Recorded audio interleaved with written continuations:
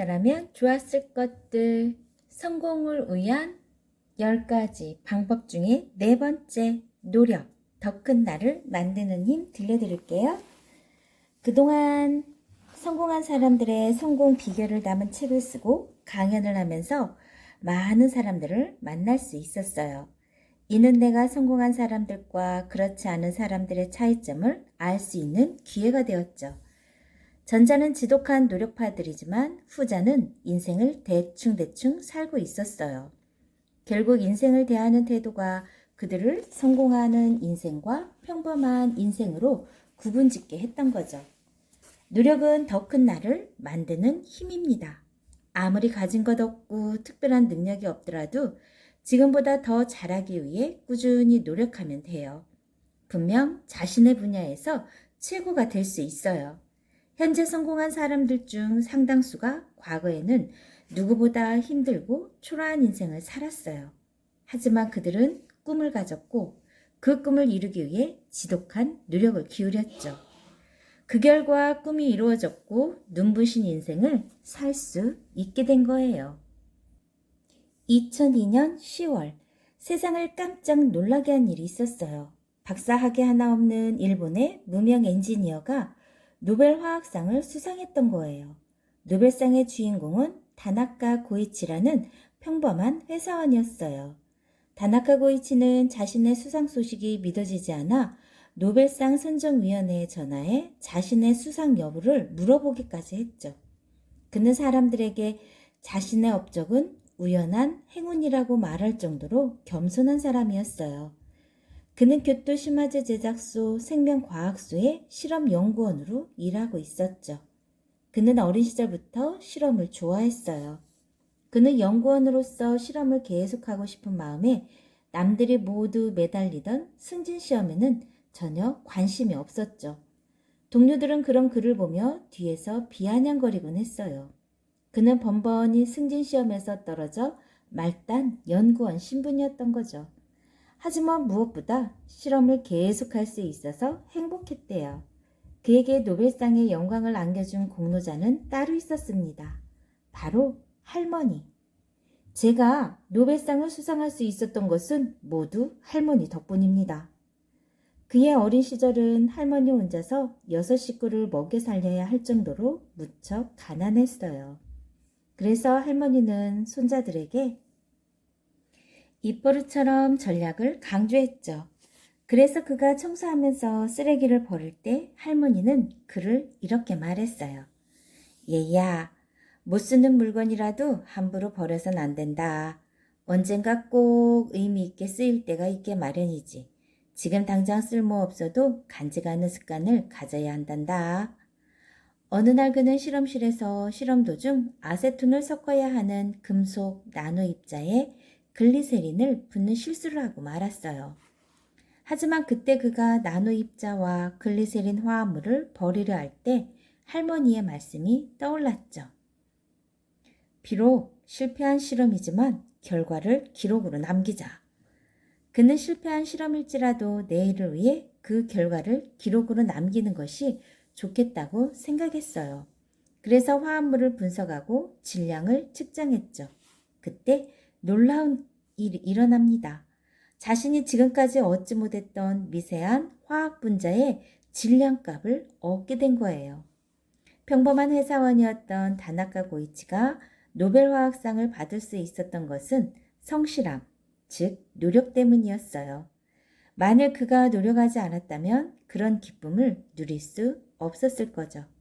이처럼 노력하는 사람에게는 반드시 그에 비례하는 보상이 따르게 됩니다.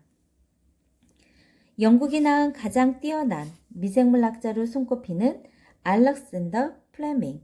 그는 페니실린을 발견한 미생물학자이기도 하죠.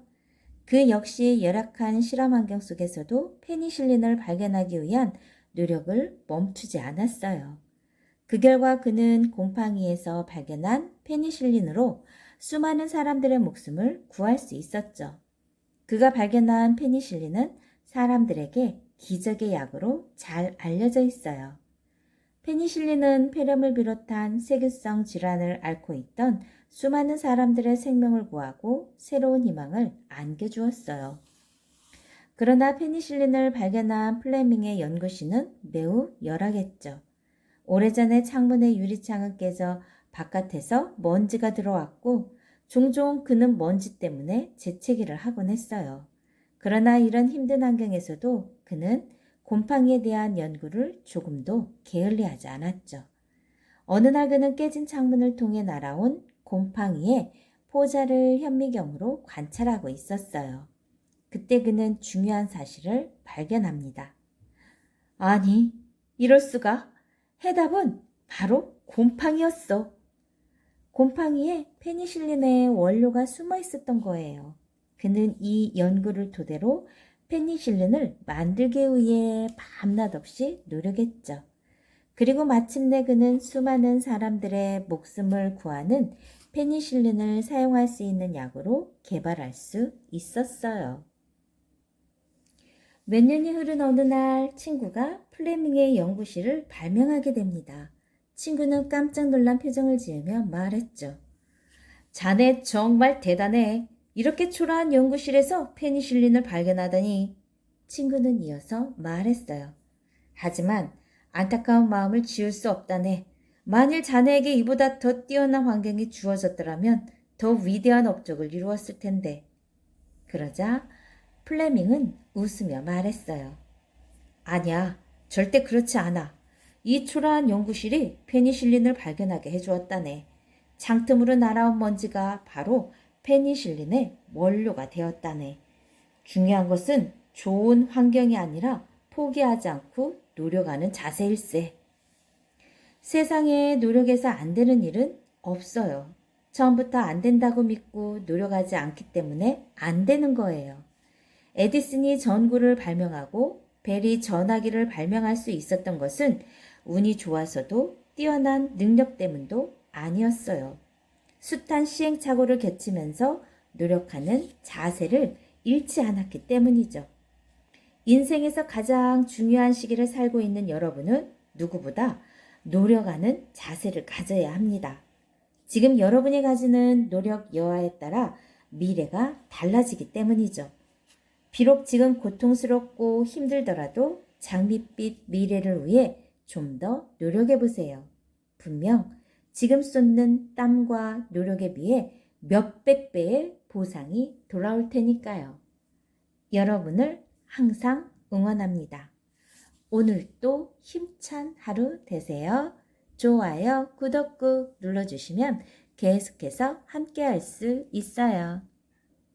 다음 시간에는 습관, 인생을 바꾸는 힘 들려드리겠습니다. 습관, 인생을 바꾸는 힘. 모든 사람은 신으로부터 공평하게 성공의 씨앗을 부여받았어요. 그런데 어떤 이는 성공하고 또 어떤 이는 힘든 인생을 살죠.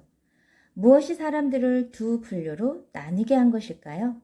많은 이유 가운데 습관을 꼽을 수 있어요. 성공한 사람들은 성공하는 습관을 가지고 있어요. 따라서 시간이 지날수록 더욱더 성공을 성취하게 되죠. 습관이 자신을 돕기 때문이에요. 그러나 실패한 사람들은 실패하는 습관을 가지고 있어요. 그들은 자신이 가진 습관 때문에 일이 꼬이고 실패하게 됩니다. 잘할 수 있는 일마저 나쁜 습관 때문에 망치게 되는 거죠. 세상에 성공을 이루는 방법은 수없이 많아요. 하지만 성공한 사람들을 만나보면 그들이 비교적 간단한 방법으로 성공했다는 걸 알 수 있죠. 무엇보다 그들에게는 좋은 습관, 즉 성공하는 습관이 몸에 배어 있어요. 꿈을 향해 도전하는 습관, 실천으로 꿈을 향해 나아가는 습관, 잠자는 아이디어를 깨우는 습관, 천재를 이기는 끈기를 가지는 습관, 실패를 인생 참고서로 생각하는 습관, 배려로 사람들의 마음을 얻는 습관. 이런 습관들은 사람들과 원만한 관계를 형성하는 데 도움이 되었고 실패를 통해 깨달음을 얻을 수 있었죠. 또한 절망하고 좌절할 때 새로운 기회의 문이 열리게 했어요. 성공하는 습관은 결정적인 순간에 기회를 낳는 거위가 되어주었죠. 러시아의 데무노 도스토옙스키도 습관이란 인간으로 하여금 그 어떤 일도 할 수 있게 만들어준다고 말했어요. 맞아요. 좋은 습관을 가진 사람은 어디에서 어떤 일을 하더라도 성공하게 되어 있어요. 진희정은 운명을 바꾸는 작은 습관에서 성공한 이들과 나와의 차이점은 과연 무엇인가? 오랜 고민 끝에 얻게 된 가장 큰 결론은 역시 습관에 있었다. 그것도 사소하다고 생각해 지나치고 말았을지도 모를 습관이 성공을 만드는 가장 큰 원동력 가운데 하나라는 사실이었다고 말한 바 있어요. 그녀는 또 빌 게이츠가 성공할 수 있었던 것은 성공 습관 때문이라고 말합니다. 잠시 그녀의 말을 들어보죠. 아직 성공을 거두기 전 청년 빌 게이츠의 습관 중 하나는 예의가 바르다는 점이었어요.